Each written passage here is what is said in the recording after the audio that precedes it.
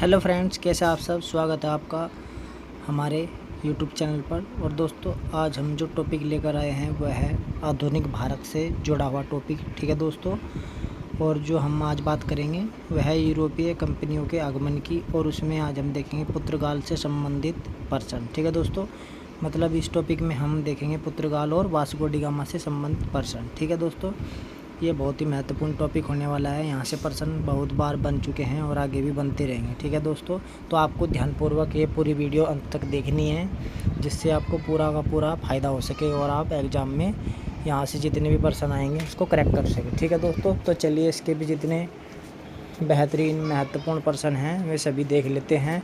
ये भाग 1 है। ठीक है दोस्तों, दूसरा भाग भी देखेंगे हम अगली वीडियो में। ठीक है दोस्तों, तो इस पहले भाग में हम टॉप 25 क्वेश्चन लेकर आए हैं, मतलब बहुत ही महत्वपूर्ण 25% लेकर आए हैं। ठीक है दोस्तों, तो चलिए शुरू करते हैं अपने पहले पर्सन से इस वीडियो को और देखते हैं पहला पर्सन। ठीक है दोस्तों, चलिए देखिए हमारा पहला पर्सन है, भारत में सबसे पहले कौन सी यूरोपीय शक्ति आई थी। ठीक है दोस्तों, मतलब भारत में सबसे पहले कौन सी यूरोपीय कंपनी भारत में आई या कौन सा देश आया। ठीक है दोस्तों, इस तरीके से प्रश्न पूछा जा सकता है।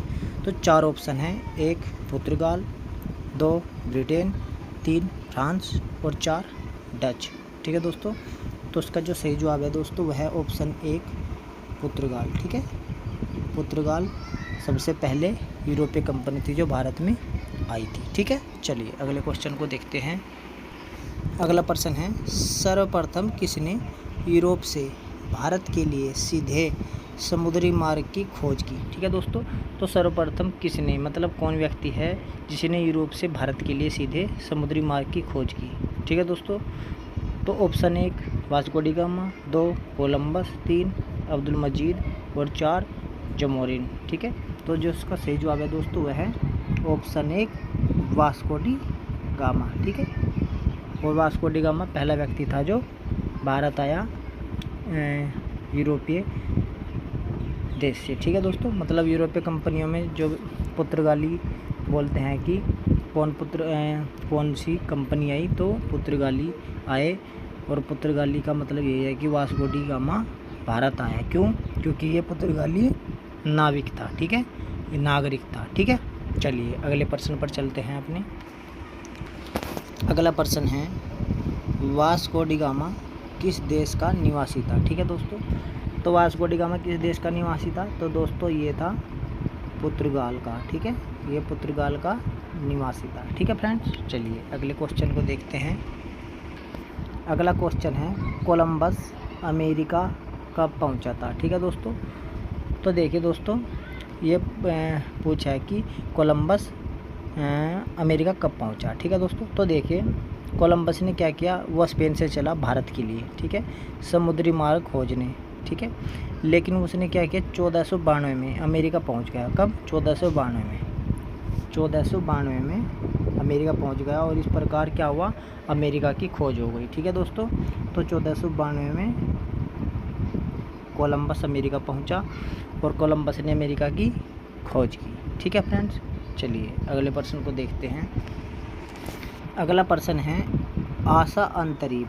ठीक है दोस्तों, तो आशा अंतरीप को किसने तूफानी अंतरीप कहा था। ठीक है दोस्तों, यहाँ पर यह तूफानी अंतरीप। ठीक है दोस्तों, तो आशा अंतरीप को किसने तूफानी अंतरीप कहा, तो दोस्तों देखिए बार्थोलोम्यू डियास। ठीक है, 1487 में क्या हुआ, आशा अंतरीप।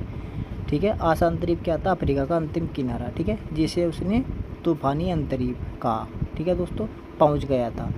उसके 10 वर्ष बाद 1497 में दूसरा कैप्टन वास्को डी गामा, ठीक है, पुर्तगाल से चलकर इसी आशा अंतरीप को, जिसे कि उत्तर महासा भी कहते हैं। ठीक है दोस्तों, तो जो इसका सही जवाब है दोस्तों, किसने कहा है आशा अंतरीप को तूफानी अंतरीप, तो दोस्तों ये कहा था,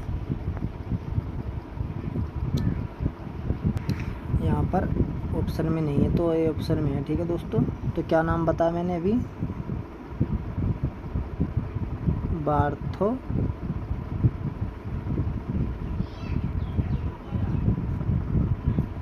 बार्थोलोम्यू ठीक है दोस्तों, बार्थोलोम्यू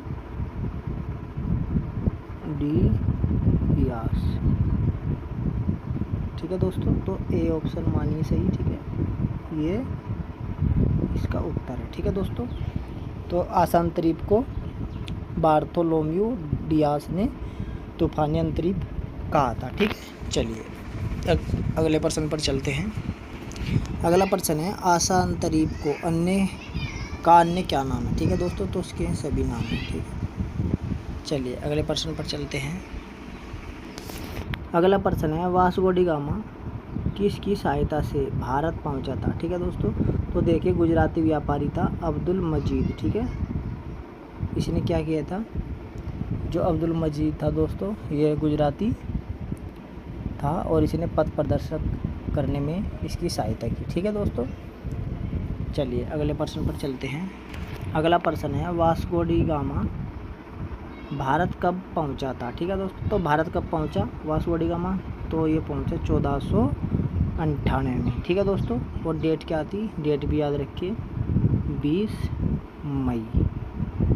ठीक है दोस्तों, 20 मई 1498 में भारत के पश्चिमी तट स्थित बंदरगाह कालीकट पर पहुंचा। ठीक है दोस्तों, चलिए अगले प्रश्न पर चलते हैं। अगला प्रश्न है, वास्को डी गामा भारत में किस स्थान पर पहुंचा था। ठीक है दोस्तों, तो किस स्थान पर पहुंचा था, तो कालीकट पहुंचा था। ठीक है दोस्तों, चलिए अगले प्रश्न को देखते हैं।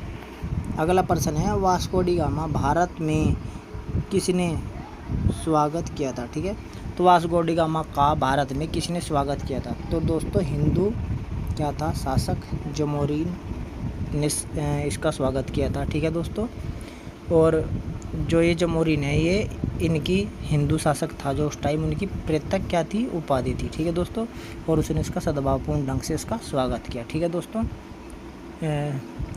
वास्को डी गामा का। ठीक है दोस्तों, क्योंकि वो सबसे पहले कहाँ पहुँचा, कालीकट। ठीक है, और कालीकट के कहाँ पहुँचा, कपक डाबू नामक बंदरगाह पर। ठीक है, उसने अपना क्या उतारा, बेड़ा। मैं नाम भी लिख देता हूँ, कपक डाबू। ठीक है दोस्तों, यहाँ पर इसी ने अपना बेड़ा उतारा। ठीक है, कालीकट के कपक डाबू नामक बंदरगाह। ठीक है, यहाँ पर अपना बेड़ा उतारा और यहाँ पर जमोरीन ने उसका स्वागत किया। ठीक है, ये ध्यान रखना है ये वाला भी। चलिए अगले प्रश्न पर चलते हैं। अगला प्रश्न है, वास्को डी गामा किसके प्रतिनिधि के रूप में भारत आया था। ठीक है दोस्तों, तो वास्को डी गामा दोस्तों जो पुर्तगाल के शासक थे उस टाइम में, डॉन हेनरिक। ठीक है दोस्तों, कौन, डॉन हेनरिक इसका सही जवाब है।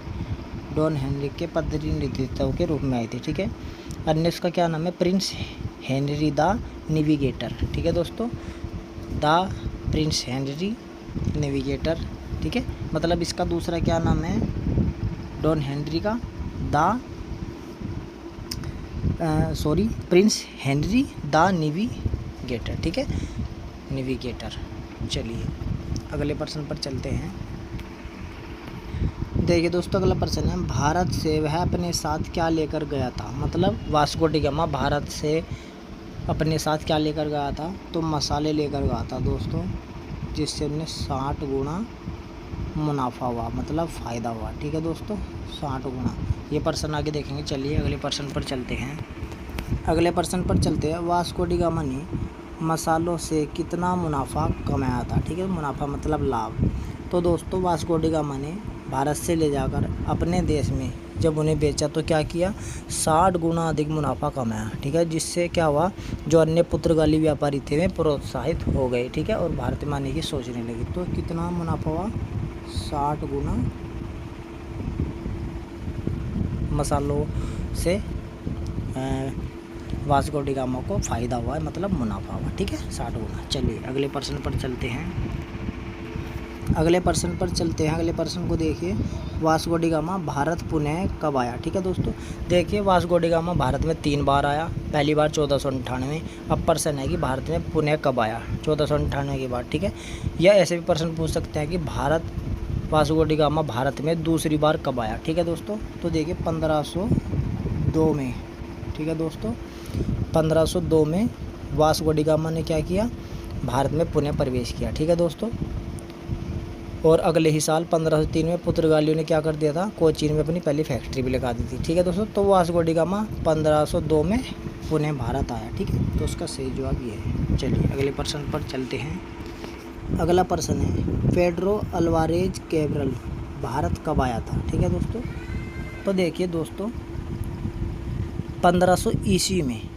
ठीक है दोस्तों, 1500 ईस्वी में द्वितीय पुर्तगाली अभियान के तहत पेड्रो अल्वारेज कैब्रल 13 जहाज़ों के साथ एक बेड़े का नायक बनकर भारत आया। ठीक है दोस्तों, यहाँ पर ध्यान रखना है। तो 1500 में आया। ठीक है दोस्तों। तो ये ऑप्शन में मिस्टेक हो गई है, तो आप इसे मान लें। ठीक है, कब आया, ऑप्शन 2 1500 में। ठीक है, तो भारत में 1500 ईस्वी में पेड्रो अल्वारेज कैब्रल, ठीक है, इसी में द्वितीय पुर्तगाली अभियान के तहत। ठीक है, ये ध्यान रखना, पेड्रो अल्वारेज और कितने जहाजी बेड़े, 13 जहाजी बेड़ों के साथ। ठीक है, 13 जहाजी बेड़े। ठीक है, जहाजी। चलिए अगले प्रश्न पर चलते हैं। अगला प्रश्न है, पेड्रो अल्वारेज कैब्रल का किसके साथ भीषण संघर्ष हुआ था। ठीक है दोस्तों। तो किसके साथ भीषण संघर्ष हुआ, तो उसका अरब व्यापारियों के साथ भीषण संघर्ष हुआ और इसमें क्या हुआ, अरब व्यापारी हार गए, मतलब अरब व्यापारी पराजित हुए। ठीक है दोस्तों। अरबों को पराजित करने के बाद गैब्रिएल ने क्या किया, कोचीन और केन्नानौर के शासकों के साथ मित्रता की। ठीक है दोस्तों। तो इसका पहला ऑप्शन सही है, अरब व्यापारियों के साथ संघर्ष करना पड़ा। ठीक है। चलिए अगले प्रश्न को देखते हैं। अगला प्रश्न है, पेड्रो अल्वारेज कैब्रल ने किसके साथ मित्रता की। ठीक है, तो कोचीन के शासक के साथ की और केन्नानौर शासक के साथ की। तो इसका उत्तर है उपरोक्त दोनों। ठीक है दोस्तों, ऑप्शन 3 उपरोक्त दोनों के साथ मित्रता की। ठीक है। चलिए अगले प्रश्न पर चलते हैं और ये पूछते हैं कब की, तो अरबों को जब पराजित कर दिया। ठीक है दोस्तों, उसके बाद की। ठीक है, ये ध्यान रखना आप। अगला प्रश्न है, पुर्तगालियों, ठीक है, यहाँ पर ये मिस्टेक है, थोड़ा समझ लेंगे। पुर्तगालियों ने अपनी पहली फैक्ट्री कहाँ स्थापित की थी। ठीक है दोस्तों।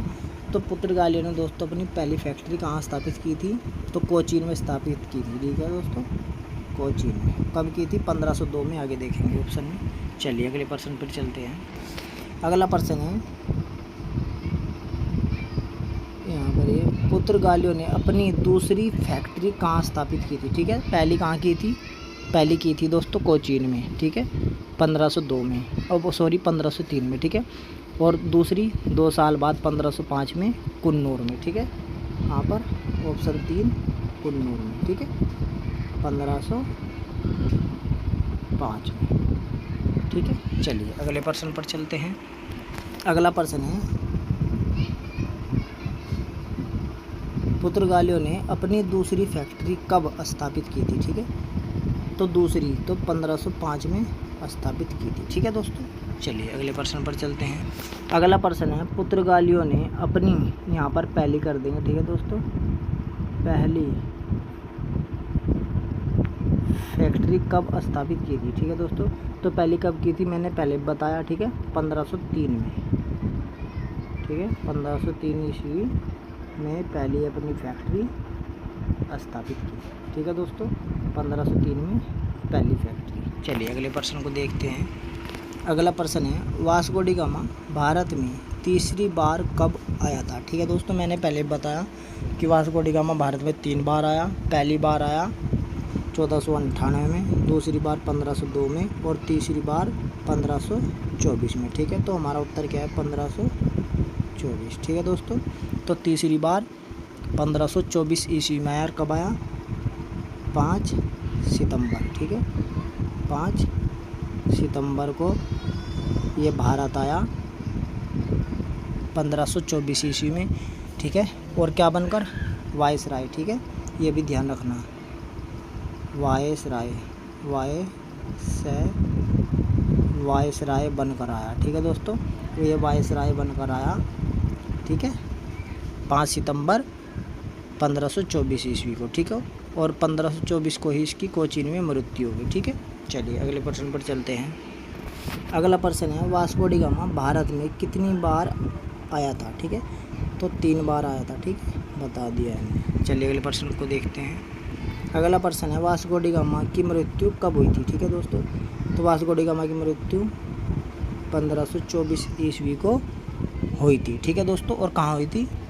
कोचीन में। ठीक है, कहाँ हुई थी? कोचीन में,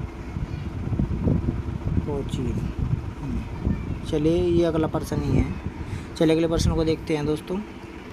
अगला प्रश्न है और अंतिम प्रश्न भी है, वास्को डी गामा की मृत्यु कहाँ हुई थी। ठीक है दोस्तों, तो कहाँ हुई थी दोस्तों? तो ये हुई थी कोचीन में। ठीक है, और कब हुई थी? 1524 ईस्वी को। ठीक है दोस्तों, तो चलिए दोस्तों ये थे महत्वपूर्ण प्रश्न पुर्तगाल से संबंधित। ये पहला भाग था। ठीक है दोस्तों, इसके बाद हम नया भाग लेकर आएंगे दूसरा, और इसका बेहतरीन कंटेंट लेकर आएंगे। और दोस्तों जो भी आपको मिस्टेक लगे वो हमें ज़रूर बताना। फिर मिलेंगे आपसे, तब तक के लिए धन्यवाद, नमस्कार।